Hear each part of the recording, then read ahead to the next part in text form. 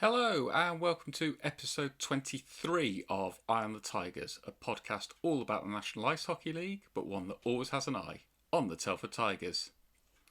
This week we'll kick off with some news about some arrivals and departures across the league.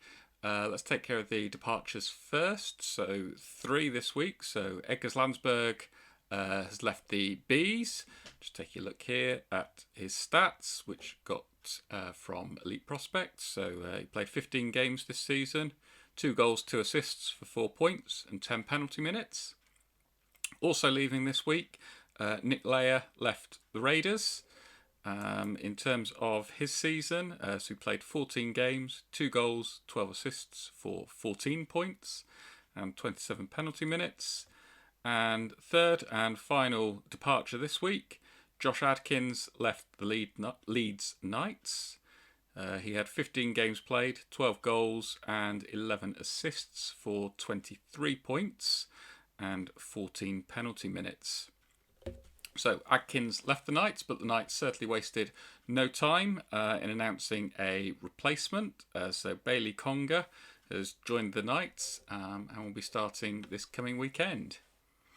However, before we get to this coming weekend and the games that are going to be played, we should probably recap on what happened last weekend, or the weekend that's just gone. And where better place to start than Bristol, where the Tigers came to town. Final score for that one was Pitbulls 1 and Tigers 8. A very big win for the Tigers, but perhaps it doesn't quite tell the full story. It was 1-1 at the end of the first. The Pitbulls, to be fair, I thought, certainly in terms of pressure, definitely had the better of the second period. They seemed to have plenty of pressure on the Tigers' goal, but couldn't find a way past Brad Day, who was in superb form. And the Tigers, when they did get sort of a few opportunities, were pretty clinical with it. End of the game, did see a few shenanigans going on. A couple of the Pitbulls players targeting Finley Howes. It was interesting what happened there, but sort of no fights, nothing like that.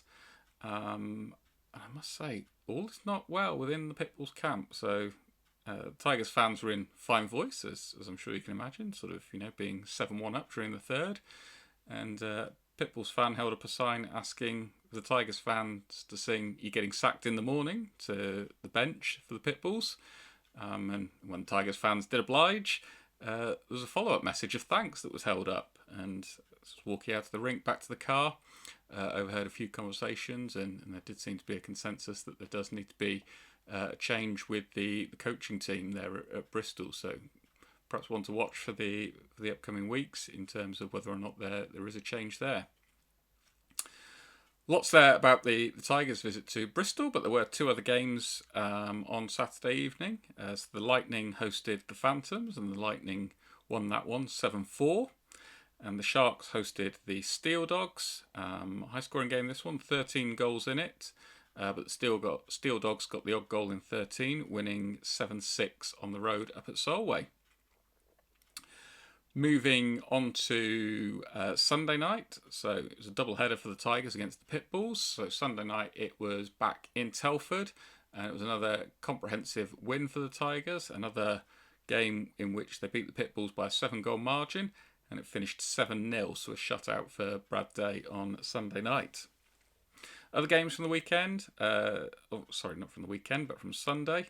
So the Seahawks hosted the Steel Dogs. Well, this one got interesting, didn't it? Looks to have been penalty minutes galore. Hewitt seems to have been out agitating and getting reactions. Players kicked out. It kind of had everything. Unless, of course, you're a Seahawks fan, because the Steel Dogs ended up winning the game 5-2. So a good road victory for the Steel Dogs there. Bees hosted the Lightning. This was a very tight, very close game. The Lightning eventually managing to win it in overtime, 2-1. So defences did a great job there in keeping the score down. Raiders hosted the Wildcats, and it was a win for the Wildcats, 5-3 on the road at Raiders. And last but certainly not least, the Phantoms hosted the Sharks. Tight game, 7 goals in it. Phantoms got the odd goal out of 7 to win 4-3. So that's results from the National Ice Hockey League from the past weekend.